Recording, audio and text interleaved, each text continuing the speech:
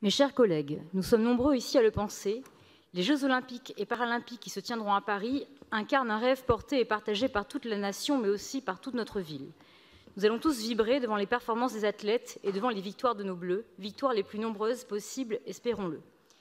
Ces souvenirs seront d'autant plus marquants pour nos jeunes. J'imagine déjà la joie et l'enthousiasme de chaque jeune qui reprendra sa licence de sport dans un de nos nombreux clubs parisiens pour faire comme ses aînés, comme ceux qu'il aura admirés cet été.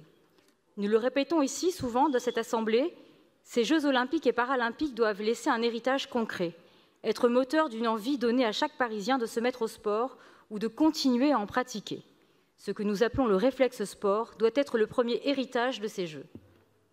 Nous avons ici l'occasion de prouver aux sportifs et aux bénévoles qu'ils ne sont pas les oubliés de ces Jeux, qu'ils auront bel et bien l'occasion de vivre concrètement l'expérience unique des Jeux dans leur propre ville.